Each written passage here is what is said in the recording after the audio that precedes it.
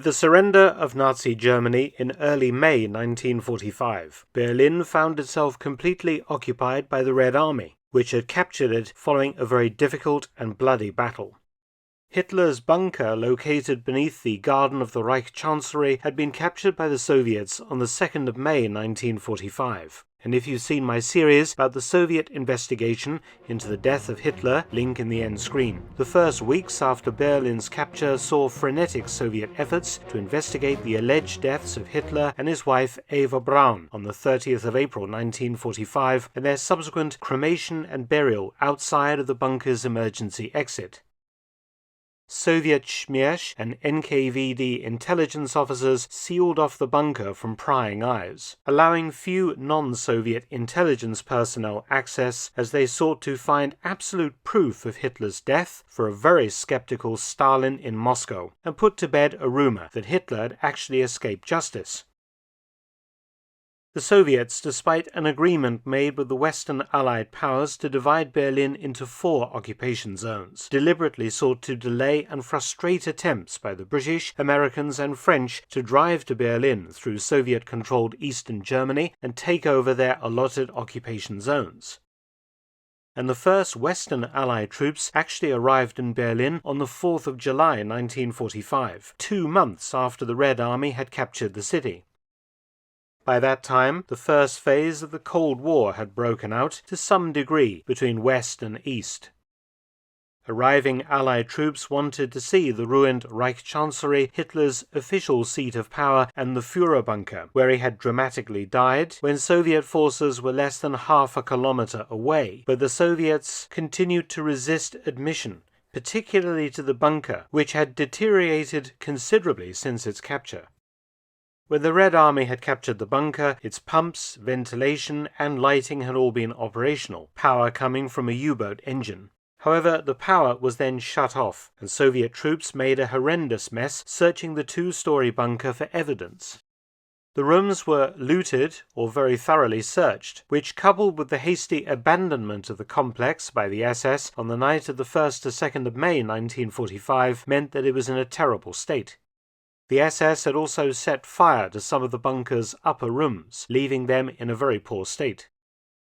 Berlin has a very high water table, so with pumps switched off, water began to seep into the lower bunker, where Hitler had died, leaving it with a few centimeters of dirty brown water in all of the rooms.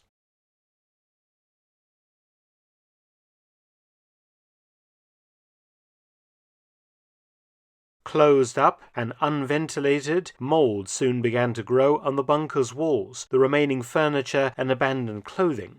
A dark, dingy, musty and damp hole in the ground that bore little resemblance to how it looked when Hitler lived and worked in it during the last months of the war.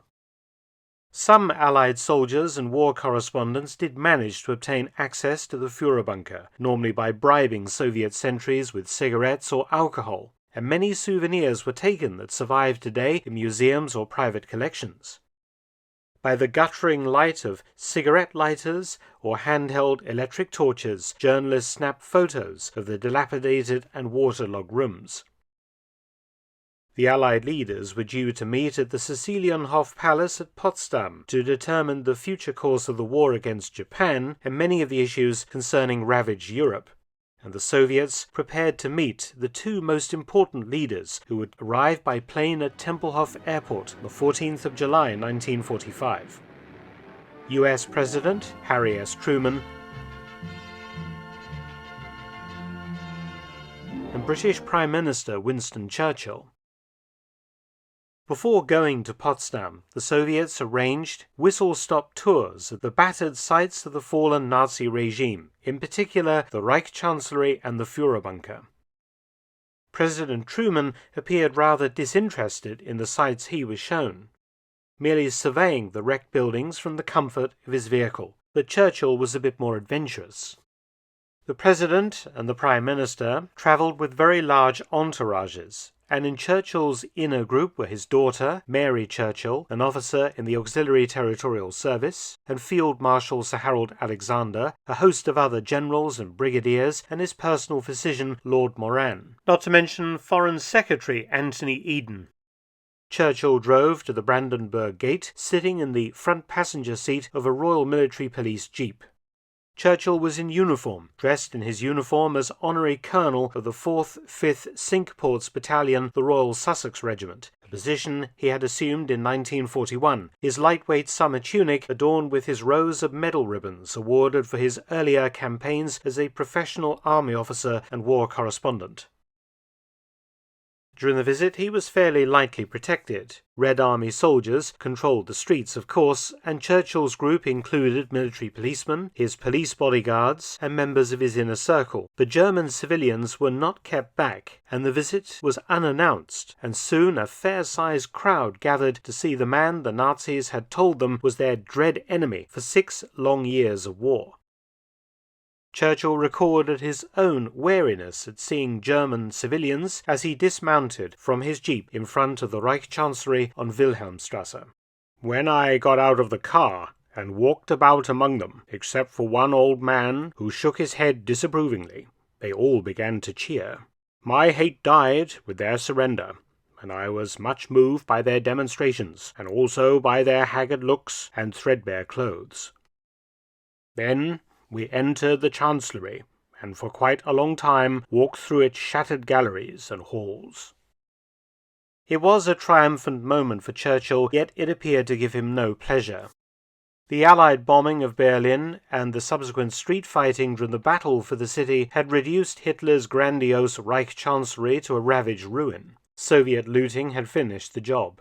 Its once elegant rooms piled with rubbish and broken furniture, broken military equipment and ornaments. Churchill, supporting himself using a gold-topped cane, poked about, puffing on his ubiquitous cigar, gazing at the devastation. In Hitler's enormous office, 2 of its chandeliers lying crashed and broken on the floor, he gazed upon the Führer's upturned desk, shuffling through papers and iron crosses that carpeted the floor. Soviet guides kept up a running commentary as Churchill's group progressed through the giant rooms, but Churchill was largely silent. Next in the itinerary was Hitler's bunker, reached via a tunnel and then flights of steps from within the Reich Chancellery building. The way underground was lit by the dancing beams of electric torches held by the accompanying Red Army soldiers. The steps were wet and slippery, the atmosphere sultry and dingy. It was a hot day, and Churchill, hardly a fit man, began to feel tired, carefully navigating the slippery steps and detritus down to the upper bunker deep beneath the Reich Chancellery garden. He managed to get halfway down, but when he was told there were still 2 more long staircases to descend, he decided that he had seen enough. His daughter and many of the party continued on to Hitler's final bolt hole, while Churchill was directed outside via the Führer bunker's emergency exit, the very set of steps that Hitler's corpse was carried up 2 months earlier to be cremated in the garden. Churchill staggered out through the open armoured door in the emergency exit's concrete bunker, unsteady on his feet. A Soviet sentry grabbed his elbow to steady him, and he was led to a battered and broken armchair placed outside the emergency exit to rest for a while. The chair, the Soviets told him, was Hitler's from his bunker study.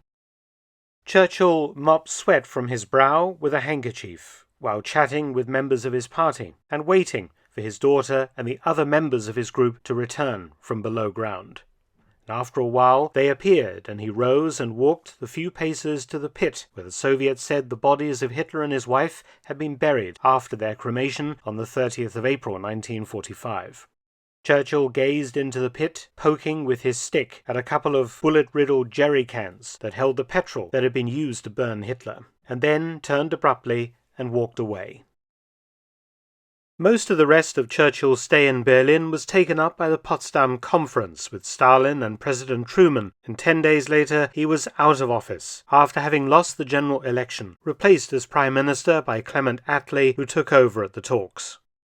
It is nonetheless interesting that after having led Britain and the Empire since 1940 through all the uncertainties and horrors of World War, one of his last acts as war leader was to have visited the site of his greatest enemy's ultimate defeat and death, completing the long journey from the defeat at Dunkirk 6 summers before. Thanks for watching. Please subscribe and share, and also visit my audiobook channel, War Stories with Mark Felton. You can also help to support both of my channels at PayPal and Patreon. Details in the description box below.